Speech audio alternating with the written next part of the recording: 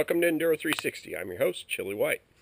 So if you've been following along with us at all on the website, you know that a week or so ago I had a slightly unplanned overnight excursion in the desert. We did a little camping. We just weren't planning on going camping. Fortunately, we were fairly well prepared for it. And ironically, I had just completed a story on what to carry in the backpack. Since that trip, I figured it was a good opportunity to revisit that concept a little bit, talk about a couple of things I overlooked, and a couple of new things I'm going to start carrying with me after that little experience. Okay, I got the GoPro chest mount on again here so we can be hands-free. Couple of things. Okay, first of all, I forgot one complete pocket when we were talking about the backpack before. This nice little fleecy fuzzy thing right here. That's where I keep the spot tracker. And when I'm using the spot tracker, I don't really do live tracking on it. I just have it set up so I can hit the OK button and send messages. With the live tracking on, of course, it's a more expensive fee, but also chews up the batteries really quick. In just this mode, this thing will run live just in standby mode for 3 to 4 weeks, I believe. The first set of batteries I had in this lasted an entire year, so that's it. I just hit the button there and tell everybody I'm okay. I've got one pre-programmed message in the newer style spot here. This isn't the emergency message. This is a pre-programmed message. Mine says, bike broke, everything else okay. So that way if I'm doing a long distance race or even if I'm trail riding somewhere, I can send a message that says, hey, I'm stuck, but I'm not hurt. And then of course we have the come get me button, which means, you know, I need help, but it's not an emergency. And then we have the full emergency send the cavalry button. So that's it, spot tracker. I use this all the time to check in. That way I don't have to call home so much. Reminds me of a video I just saw floating around on YouTube. And then also in that little pocket down here, I've got a little neoprene case that I just used to carry my phone in, and BlackBerry holds up real well that way. It's got enough room in there. Sometimes I throw the GPS in there when I'm not using it. I didn't show, and then the Klein backpack here has a whole separate pocket in the front for the water bladder system. So that goes right up there. It's got kind of a firm backing on it and some good padding and airflow right here. So it's a real comfortable pack to wear all the way around.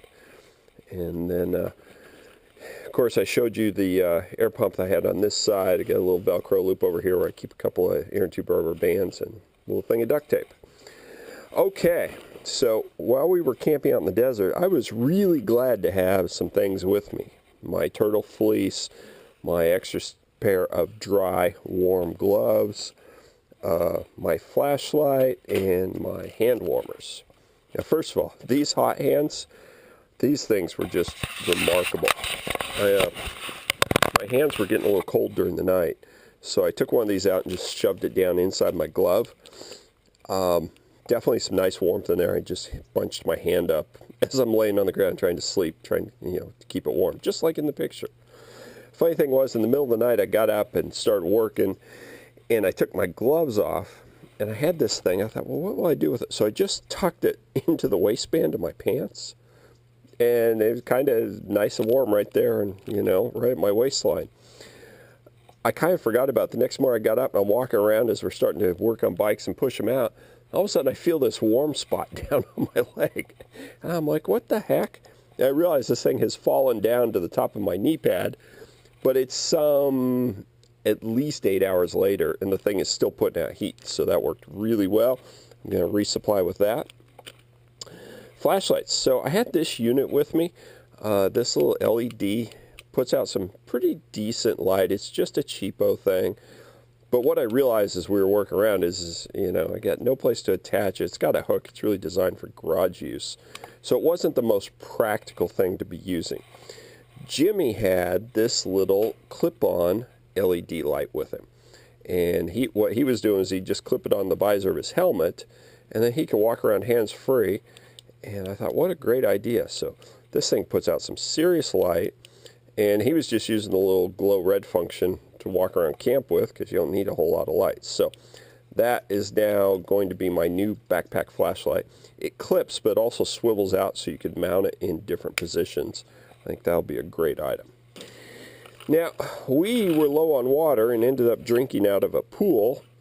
What neither of us actually had with us was any kind of water purification system. I've thought about this for a long time. I've always put off doing anything about it. So I did a little research and came up with a couple of plans here. Now, first of all, if you were really serious about having to do water purification on a regular basis, there are new little ultraviolet lights out that purify a quart of water in 60 seconds. They cost about $100. If you really had to do this or were traveling someplace where you really expected to need to purify your water, those UV systems are absolutely the way to go. Certainly far more practical than using a pump. But I'm looking at tablets here, so we have two options. The first one here is the most common. These are iodine tablets. And these are two bottles. One is the actual iodine tablet, and then the other is a neutralizer to remove the iodine color and taste once the purification process has taken place. These say, looks like 30 minutes is the time for those. Iodine is interesting in that it does handle Giardia, as it says right here, but it does not purify against cysts. So the other choice here are, and these are called, this is tricky, sodium chloride. Sodium chloride tablets, these do both Giardia and cysts.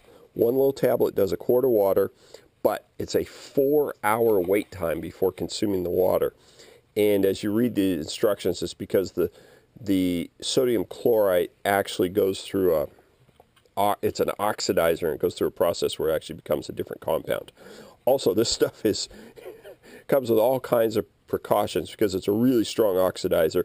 It's actually pretty toxic in just the form of the tablet. So it's very important that you don't get it on yourself and not consume the water before the 4-hour time period. I guess I'm going to go with these because, you know, being both Giardia and cyst, that would be the safest way to go, even though you've got a 4-hour wait time. Okay, that's about it for things we're going to update on the backpack. Now let's talk a little bit about gear. I was really happy to have some good gear with me while I was spending the night out in the desert. Base layers. Because I always wear a full-length pair of skins, I've gone to wearing shorty socks quite a bit. Actually, they work really well this way. These are the Smart Wool brand, which are a wool nylon blend. I mean, I was soaking wet when I laid down my boots, and yet these socks kept me warm all night. My base layer that I've been wearing, these are the Psychogear Heat Out skins. And I started wearing these over the summer. They just came out at Psychogear. They work amazingly well in the hot weather. They're super comfortable. They're really stretchy. You don't even know that you have them on. Turns out they also work well in cold weather. They dried out very quickly and kept me warm all night, even though I had been very wet. The one thing you have to be careful about these is they're not very durable in their construction. The problem is the material will stretch more than the sewed seam will stretch. So it's very easy to tear them, almost like a pair of nylons when you're putting them on. So I just bunch them up, literally like if you were putting on a pair of nylons, slide it over my foot, and then stretch them out. But even though they have that shortcoming, I really like these. I bought these when they were on sale during the summer for like $10 a pair, so I got like 4 pair of them. Very good. Base layers, you know, it's amazing how something as simple as a base layer, you can come to love it or regret it. I had on this synthetic Old Navy top that I've started wearing. It's a muscle style wife beater, and it's super comfortable to wear under the jersey. But again, it dried out very quick and kept me warm. I had to take this off and dry it over the fire once we started this fire, but it was really nice to have. Just the regular jersey. Again, handkerchiefs, I always keep a couple of these. I had one of these bundled around my neck. Something I didn't have, but I've gone and bought for myself, is a balaclava. Again, this is the Psychogear stuff. This is on sale, so it was like, I don't know, $13, $14. Would have been pretty nice to have if I was spending the night out. But a lot of times we just do highway stretches where it's pretty cold out, and it'd be nice to be able to put that on to keep you warm under your helmet. Of